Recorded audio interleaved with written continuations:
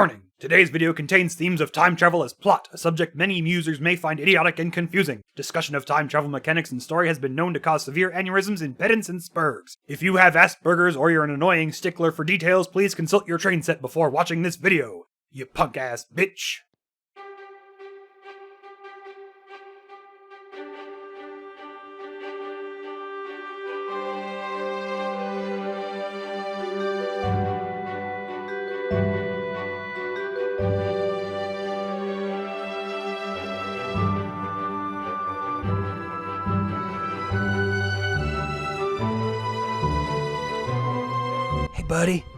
Hey buddy, come here. I got a little secret for you.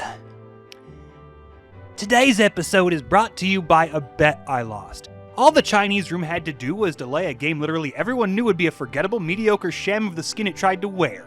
One day, one fucking day, all you had to do was say, oops, we did a big ol' whoopsie and have to put off releasing our game for just one more day. Eto bleh. But no! You released your mediocre garbage, and now I have to deal with this mediocre garbage. Fuck you, Emily Dracula spelled backwards, if that even is your real name!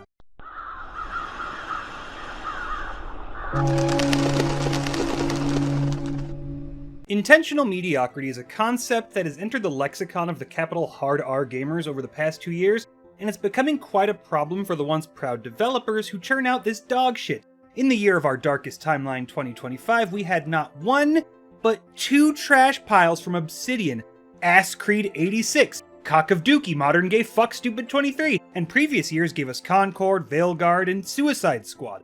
But we've actually been here a long time. Legend of Korra from Platinum Games featured the exact same problems of a studio who have made such a name for themselves due to their expertise in a genre, being paid to just put in enough effort to obscure all the effort they didn't put in for a style of game they could literally smash a hit developing in their sleep. But unintentional mediocrity rarely creates games that are just bad. We're not talking about Jake and the 99 Joshes or Dark Sector. Fuck you, Emily. We're talking about games that are technically competent, but between endless tedium and nonsensical story, you just can't figure out the weird specter of what's missing. Effort. Effort is always what's missing. Inspiration? That would result in effort being put in. A single fuck to give? That would result in effort. A decent, coherent story? That requires effort. Satisfying gameplay? Requires effort. It always boils down to effort. If you don't give a fuck, everyone will notice. Enter Squeenix, Tecmo, Team N-word, who finally decided to answer a question nobody ever asked, nobody ever wanted answered, nobody gave a fuck about, and never fucking mattered. Who was Garland before he did a Garland, and how do we tie this into the failed MCU that we tried to create with Dissidia? Yet, nobody gives a fuck? You are stupid for asking, you are stupid for making this, and everyone involved should be ashamed for not only charging money for something that everyone phoned in to the point that not only does it not answer the question somebody asked, it completely fucks up the attempt to tie Dissidia back into the mainline lore. This is Stranger of Paradise, Final Fantasy Origin. This despair that eats away at people's hearts? It's easy to blame a single thing for all of that. It gives people hope to think the world can be saved with a single heroic deed, even if it's never that simple. So I decided to become a sacrifice. I offered myself to the darkness and prayed to become chaos, hoping some band of heroes would defeat me, and thus bring an end to this empty dream.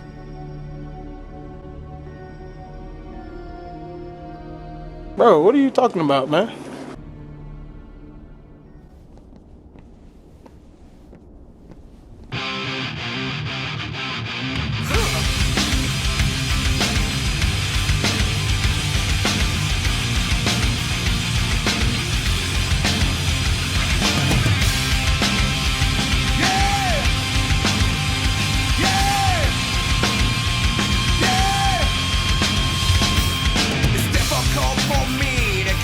Crypt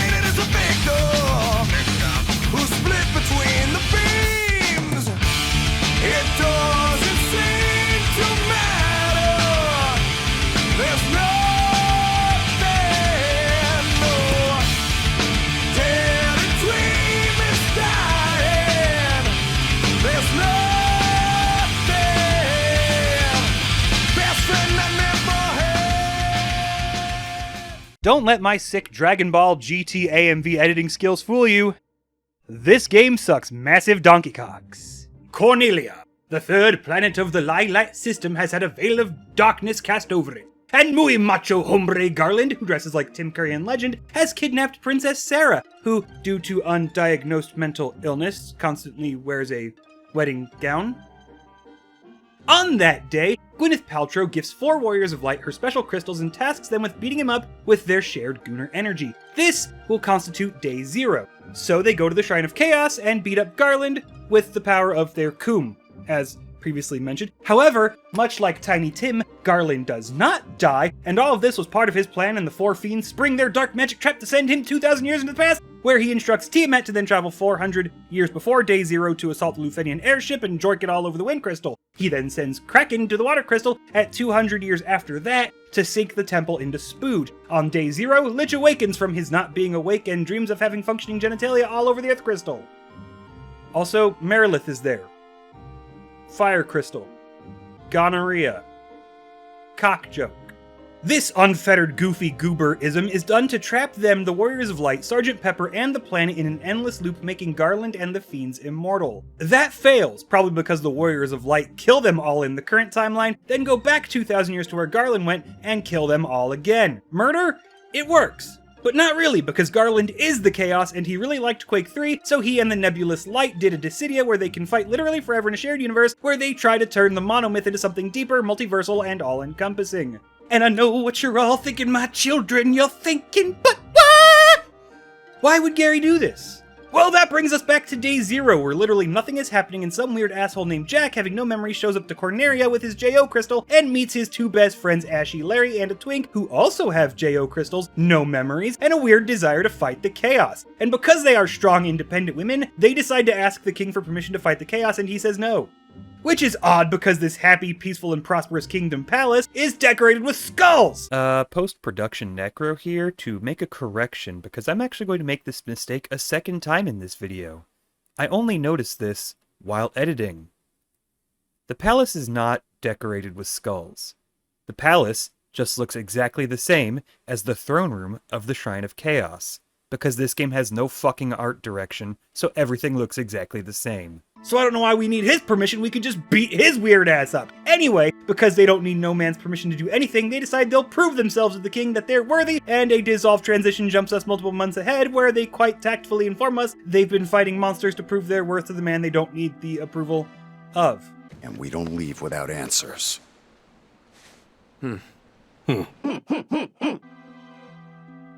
Charming. Well, the king is just so impressed by them that he tells them to go ahead and fight the Chaos at the Chaos Shrine, and maybe they'll find Chaos there. Also, the princess, who doesn't even have meds to refuse to take, asks Jack to find Garland. She then describes Garland, and if you still haven't figured out from literally everything that Jack is Garland, actually that's okay. I didn't expect this game to be made for literal retards either, and thought they were going to be clever and ignored literally every single piece of art informing you that Jack is in fact Garland, waving it away as classic misdirection. It's not. Anyway, it's very important that she describes Garland as Garland and not Jack, because they will forget they did this and try to pretend that she remembered Jack is Garland later, kind of, sort of, but not really. That aside, our intrepid heroes go to the shrine whose name I forget, but Jack assures me has something to do with Chaos, only to find that Chaos isn't actually there, just some femboy named Neon. Neon says something about how his friends tried to defeat Chaos but failed, and because he's a liberal white woman, he decided to make it all about himself, and Jack delivers his classic, macho, action hero line. I offered myself to the darkness and prayed to become Chaos, hoping some band of heroes would defeat me, and thus bring an end to this empty dream.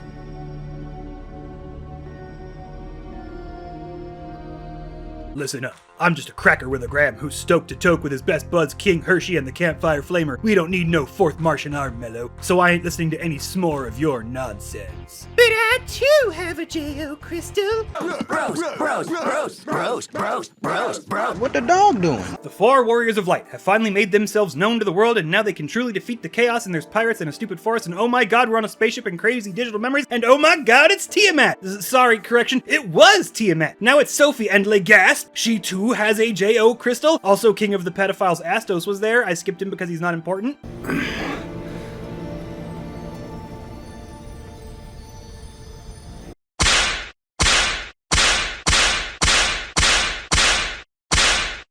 ¿Quieres? Also, Jack communicates almost entirely with his fists. If he's not fist bumping, he's punching. There is no middle ground. They want it to be charming, but it's not. It's one note and overplayed to cringe levels. Anyway, with each turbo boss destroyed, Jack absorbs the darkness with his Coom energy storage unit and unlocks memories. The Lufenians are instructing him to do something stupid and he doesn't care, so why should we? But something weird is happening. All our buddies are saying things hinting that they may know more about things than we do, despite the fact that they're not supposed to remember anything either. Anyway, Jed tries to say something and nobody cares, but Neon opens his stupid mouth, and because Jack likes him some femboy pussy, he decides to listen. Neon confesses that he's not in fact a femboy, but is actually just a woman. And Jack is all like, duh, I knew the whole time, stupid. And we're just supposed to accept that. Ashy, Larry, Twink, Neon, and Sophia all know things and express things that Jack has no idea about, and Jack doesn't give a fuck, so why the fuck should I?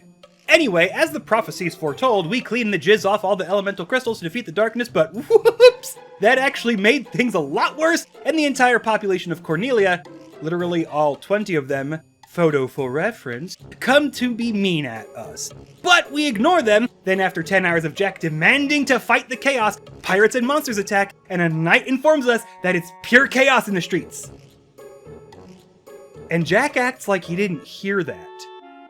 The one time someone tells Jack 100% exactly where chaos is, and he's just out to lunch. Your Majesty, terrible news. The pirates of Pravica are running amok in the city. What? That rabble is no match for our soldiers. Capture them at once. No, slaughter them. Monsters have invaded the city, Your Majesty. It's chaos in the streets. Chaos. Chaos. Chaos. Curses! Seal the gates! Defenders to the walls! Hamburger, cheeseburger, Big Mac, Whopper. Hamburger, cheeseburger, Big Mac, Whopper. Hamburger, cheeseburger. I'm going to assume it's a mistake in the translation, but who the fuck knows? Anyway, Captain Child Predator is up to something, and he asks us if we're still going steady, and Jack has no idea what the hell he's talking about, and they fight to the death. But then Jack unlocks the memoirs.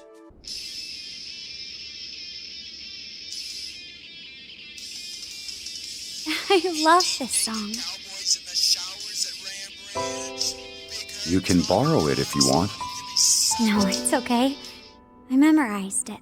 Thousands of years ago, the Lufenians created the world. It's a simulation, only like real and shit. Jack, Ashy, Larry, Twink, Sophia, and Not a Dude are Lufenians of a special task unit. To ensure the balance of light and chaos, they enter the world, absorb memories, and then the Lufenians set the world back 2,000 years, wipe these quote-unquote strangers' memories, and do it all over again. And that annoys everybody. So Jack and the gang decide to work with the convicted sex offender Astos, who doesn't get his memory wiped every time, to instead absorb the chaos, overthrow the Lufenians, and take control of the cycle so that when the real Warriors of Light drop into Tomato Town, they can get killed by them and end the cycle. So Jorkanet and crew head to the palace to save the princess. They turn their backs for 2 whole seconds and she dies? I'm not kidding.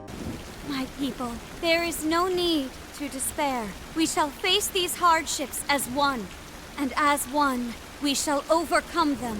There's always hope. I'm taking a walk. We're with you. Highness will save us. Terra's with us.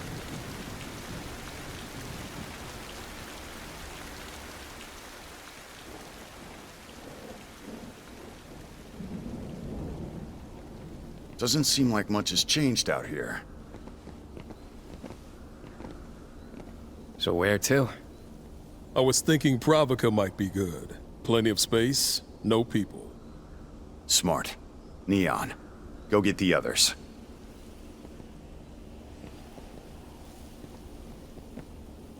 Think Sarah and her people can make it that far? Jack, get over here now!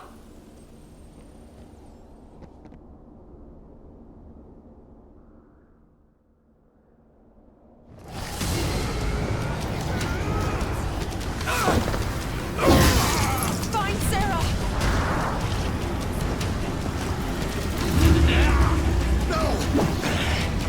Jack leads the way out of the palace to the gates, pokes his head out, turns back around, and she's fucking dead. This is not a joke. He literally turns around for 2 seconds and the bitch drops dead. Anyway, this is the point at which all their work has coalesced and Jack is ready to become the Chaos, so his friends make him kill them. He tries to fist bump the darkness while sobbing like a baby back bitch, and then he beats up Chaos, and Colonel Joseph says, "No, Jack, you are the Chaos." And then Jack is a garland.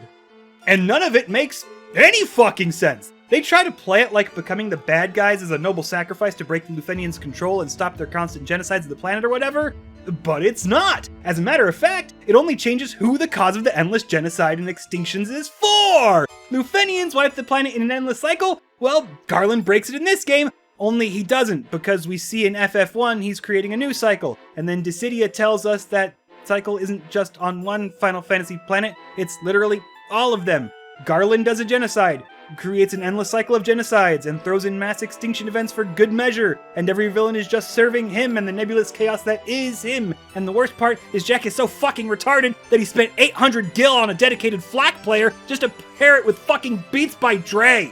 He's not the good guy doing a bad thing to save the world. He's a stupid, annoying asshole who just changes the reason it was all happening to him. Calypso getting pissed off at Jack Sparrow for being too good at water polo, so she turns him into a whale? Garland's fault. You're a boy who was a man who is a tree.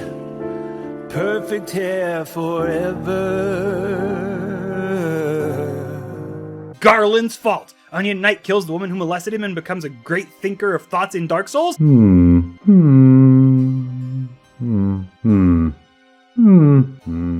Garland's fault. Everyone being tricked into thinking a ripoff of Psycho with an environmentalist subplot ending with a complete extinction of humans and turning the entire series into weep shit? Garland's fault. The real Spoony Bard? That's our man Garland. The worst trilogy in the mainline series, having the coolest character with a baby chocobo in his fro, a lesbian motorcycle, a sister cycle, a dyke bike. That was Garland's doing. This shit, pacha mama. You know what? I retract my statement. Thank you for your service, Jack.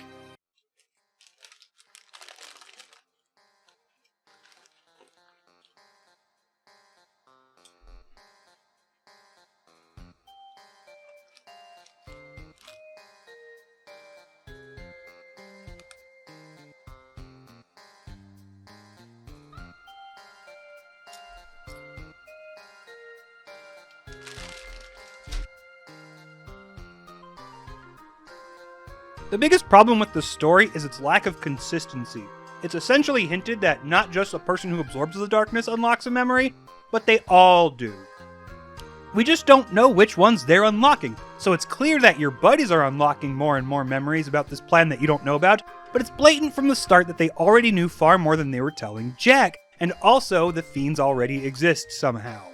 There's an argument to be made that they became the fiends even before the previous cycle, and that they were all using Jack and this wasn't really his idea, and he's just a pawn to them rather than the Luthenians, but even I feel that's reaching quite a bit. The reality is that nobody involved in making this cared to write the story out in a coherent manner, and thought they could pull a Memento, but nobody involved actually knew what the story was supposed to be. Jack gives Sarah a J.O. crystal and tells her his name is Jack Garland. Then the Luthenians reset the timeline. Then, Jack has his crystal again, and Sarah asks him to find Garland. It's supposed to be a hint that somehow the time reset didn't wipe her memory of Garland, but the time wipe goes back 2,000 years. She will never have met Garland, and the description she gives of the Garland that went missing is evil Chaos Garland, who has never existed up to this point. If you don't give a fuck about the story, don't try to incorporate one while pretending it's important, especially if you can't keep your basic timeline of events straight. And if you can't keep your basic timeline of events straight, certainly don't add in time travel shenanigans and history resets, you lazy fucking retards. This game wasn't made for me. It was made by morons who didn't care if A followed B, for an audience whose IQ rivals the number of shoelaces they wear at any given time, who also don't care. I realized this around the final 2 hours when the player naturally has pieced it all together and the game just sits down and spells it out for you. And then does it 3 more times just in case you weren't paying attention because they expected you not to be, because they really weren't either. If you don't know the plot of Final Fantasy I or Dissidia, this story is nonsensical garbage. If you know either of those, it's still nonsensical garbage. If you know both, It's nonsensical garbage, but now you know what they were going for and how badly they fucked it up and how much it just doesn't work. They wanted it to be kinda cringy but endearing, but they forgot you have to be genuine in your failure in order to be endearing. Instead of it's... Sorry about that. I fucked up this line read.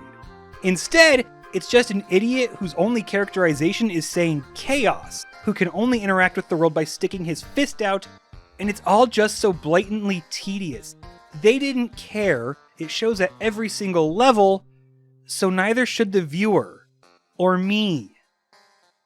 Let's talk about graphics, art direction, and aesthetic. There isn't any. Nothing in this game has a single identifiable direction. The pirate cave looks like a crystal-filled cave that could be in any game. Every building is over-designed into visual eye-aching white noise. Astos' palace looks like the interior of every Final Fantasy train ever. The Chaos Shrine looks like the Disney castle with a palette swap. The spaceship looks like a generic asset store texture pack. The rainforest looks like every rainforest ever. If you removed the HUD and all the characters, any screenshot of this game will be unrecognizable from any other game. You can't look at anything in here and go, oh yeah, that's memorable, because you'd be a fucking liar. Everything that is intentionally designed is so over-designed that it loses any space for anything unique to be added. It's so devoid of its own identity that the interior of the big, white, bland palace has skulls thrown in for no fucking reason. And there it is, ladies and gentlemen, the prophecy has been fulfilled. The bland, white palace is actually the throne room of the Chaos Shrine. And it just so happens to look almost indistinguishable except for those smatterings of blue in the skulls from the Cornelian Palace. I love video games, I promise. The characters look like every Final Fantasy character has looked for the last 15 years. Final Fantasy XIII and the animeification of 7 have completely destroyed this series. All identity is gone, and Squeenix has no clue what the fuck they're doing, to the point that they ask people to lazily make a game that can't even be visually identified as Final Fantasy until an enemy shows up and you go, oh yeah, that was in the first game! That was in the first game! It's all so non-existent. So that brings us to the soundtrack. You spend the entire game listening to the first 10 seconds of a level's theme, followed by the first 10 seconds of the combat theme, then combat ends and you listen to the first 10 seconds of the level theme, then combat starts. Repeat this for 20 fucking hours? 10-second stings, endlessly. I don't even recall any boss themes. I know they're there, but they're certainly not memorable. The only reason I can hum the first 10 seconds of the battle theme is because you hear that first 10 seconds for 20 hours straight. And yes, it does go a little something like then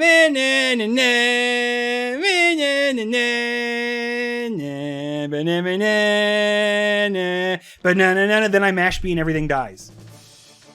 So on to the gameplay. It wants to be a pseudo-character action brawler, but with Muso combo mechanics in a Souls-light title. And that just plays out as poorly as it sounds. It's a heinous, bloated, shallow mess of endless repetitive banality that makes me wish I was just playing a turn-based game instead.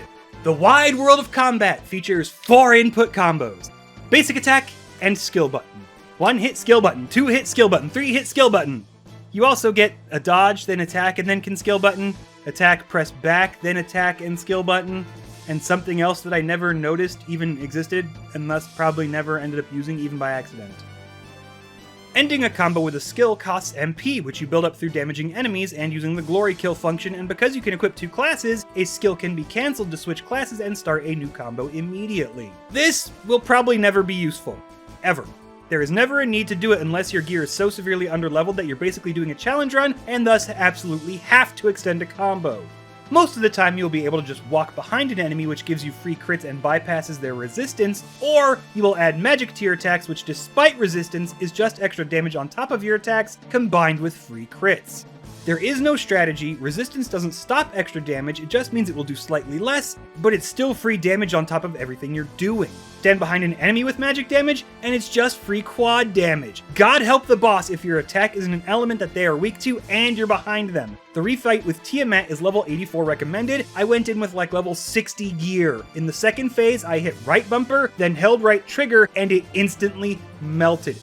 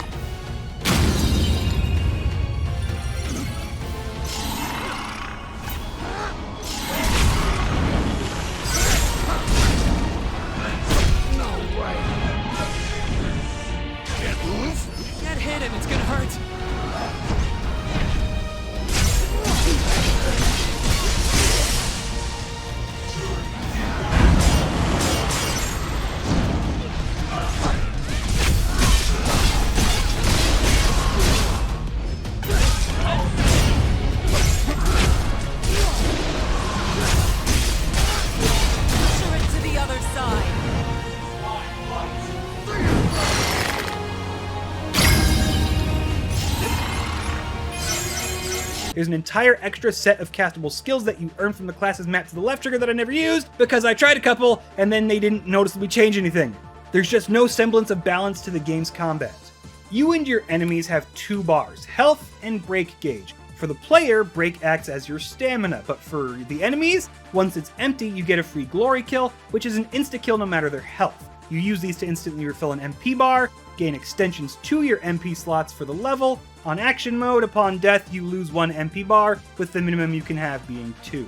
Remember how I said emptying an enemy's break gauge gives a free auto kill no matter their health? That's how I melted Tiamat's hard mode. The first fight is a test of the player's understanding of the mechanics. In the second phase, she casts regeneration every now and again with a minimum 90-second to 2-minute cooldown. This is so if you're smart and you can plan properly, you can DPS her down, or you can rely on permanent break gauge damage to out-stamina her. This is how the first fight plays out, because if you aren't playing a mage build, you don't have access to her weakness for the first time you fight her. But in the rematch, you will, and bosses put their back to you constantly. It's literally the easiest thing in the world to hit any boss that isn't Astos in the back. So on action difficulty, the game is piss easy. 99 out of any 100 deaths I got were literally to Tonberry breaking out of a stun lock and casting a 10-frame chef's knife that spins him around 180 degrees to hit me, and I'm animation locked and can't parry. Or he'll break the stun lock to cast Everybody's Grudge, which with distance you can parry the spam, but if he's breaking out of stun lock, that means you're slow close, even parrying gets you hit anyway, and you instantly die. On the action difficulty, the only way the developers can challenge the player is by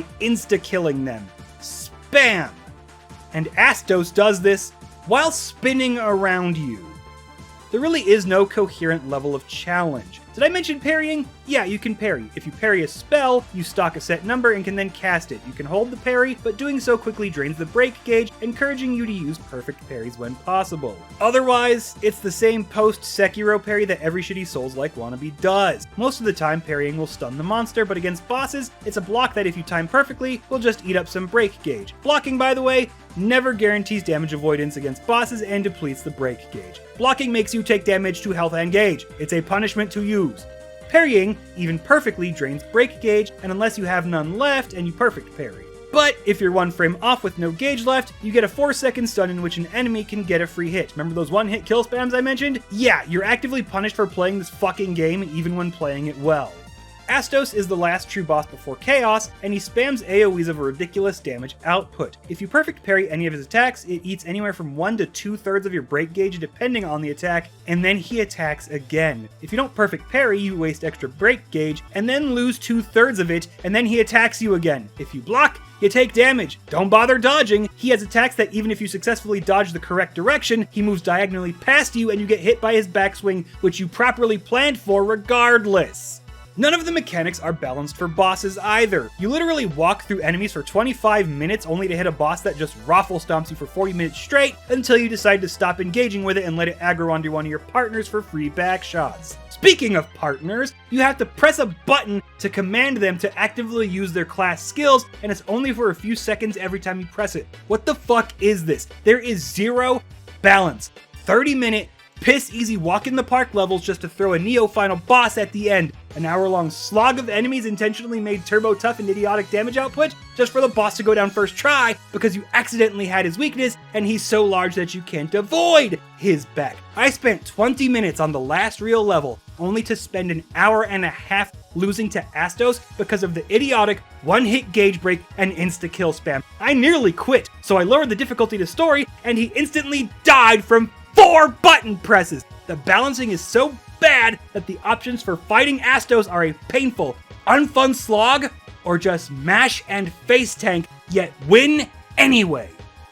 The only things the various classes, skills, and spells change is whether or not your skill will launch an enemy. If you launch an enemy, they can hit a wall. If they do, they take massive break gauge damage, but regardless, will get knocked down, which being downed means you deal even more break gauge damage. So your combat options are spam wall splats, or spam the one skill that does like 8 elemental hits, or play mage, stand back, spam arrow magic which just stun locks everything that isn't a boss to death. Seriously, don't even bother following elemental weaknesses. Arrow stun locks fucking everything. Even Tonberries can't get around it. So those classes.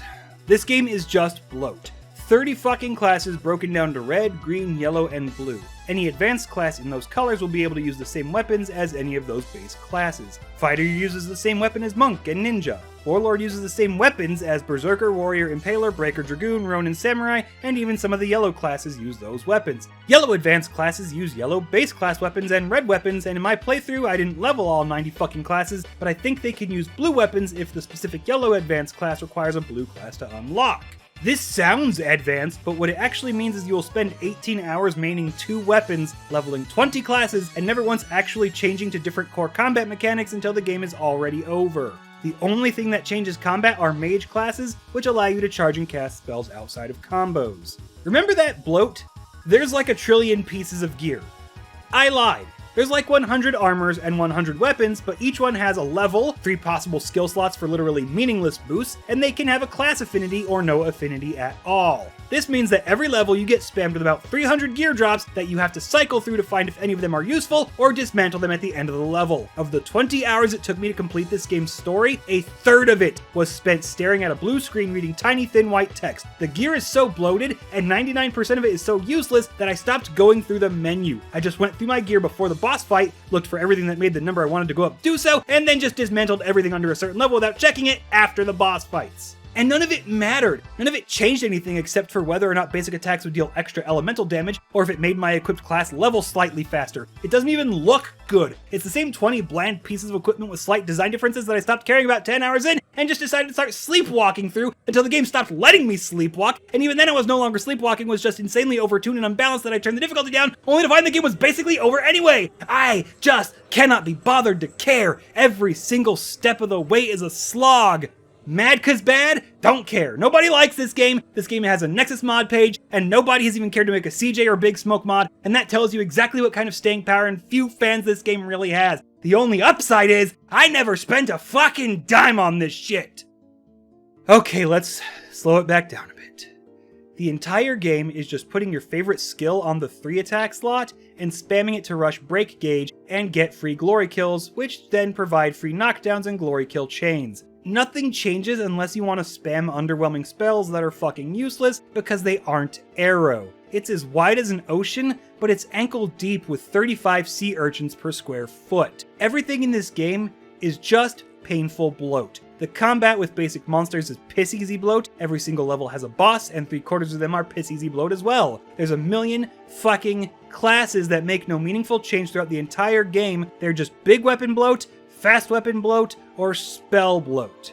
Endless skills that are 3 hits but with a cool jump, or 3 hits but no cool jump, or 2 hits but a wall splat, or 2 hits but extra break damage. And none of them matter because it's so fucking easy to build break damage no matter what the fuck you do, because it's all bloat, bloat, bloat, and more bloat to pad out the runtime just enough that you forget how little effort was put into everything. It's the epitome of dollars to hours of play equals quality design philosophy. I literally would not have sat through this beyond the 3rd level if I were not a man of my word, and the proof of this is that I tried fucking streaming it a year ago and couldn't sit through it past the 3rd fucking level. Also, this game is so mind-numbingly boring that I started contemplating taxes mid-boss fight. Everything is so lazy, with just enough core competency that you don't realize how half-assed it truly is unless you're actively paying attention to what has been put in front of you. It is brain rot by design. This game isn't fucking enjoyable on any level because there isn't enough effort put in to make it so. There's no thought, just endless shit slapped on top of endless shit. Did that shit make sense? No? Well, here's a non sequitur event. Does it make sense now? No! Well, just don't think about it. Fist bump. Has any of this combat been enjoyable? No? Well, we made it super mindless, same 3 input spam with enemies that barely acknowledge self-preservation. Is it enjoyable now? No? Why don't we make the skill longer and flashier and have elemental effects? Is it enjoyable now? No? Then we'll just spam insta-kills. Why does this have multiplayer? Why does this have DLC? It's shit on top of shit on top of shit, with no care if any of it is actually coherent or enjoyable. The writing isn't good because there is no writing. The gameplay isn't good because it was stale and played out by the time God of War 1 released. When you aren't spamming right bumper or watching a cutscene, you're reading 6 years of Sears catalogs to find out if you can get plus 0.1% extra ice damage, or if you want to lose that 20% class affinity boost. You see, The goal of intentional mediocrity isn't always to just skate by, resting on your laurels, making a product that meets the minimum requirement to obfuscate how little actual effort went in. Sometimes it's far more insidious. It's designed to numb your thought processes by flooding you with recognizable names, characters, properties, and nostalgia. How can it be bad? It's that thing from my childhood that I loved. How can it be bad? I just mash buttons and flashy thing activates my monkey neurons. How can I criticize it? It contains literally everything designed specifically to make me turn my brain off and not think about what I spent all this time and money on. It's not bad per se, but what it preys on, and in the precedent that it sets, is bad.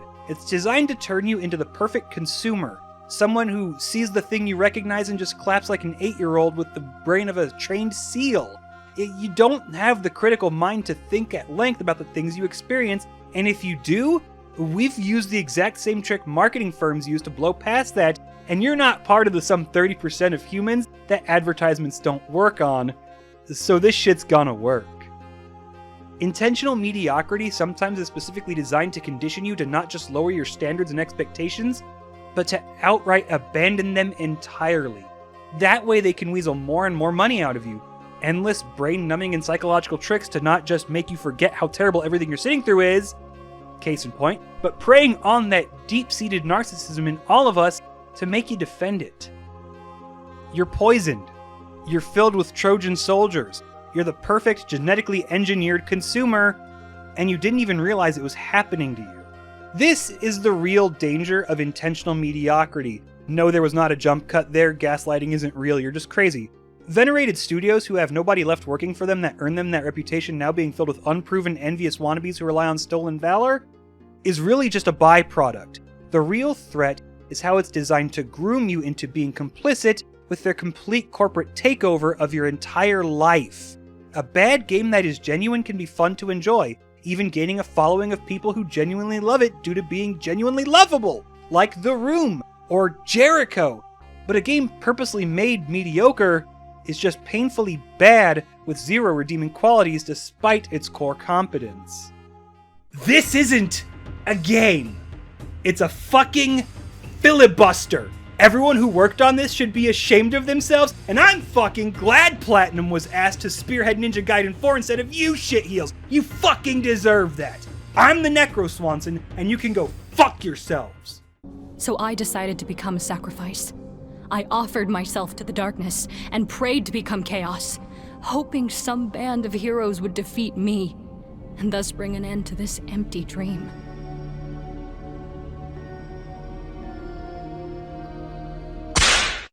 ¿Quieres?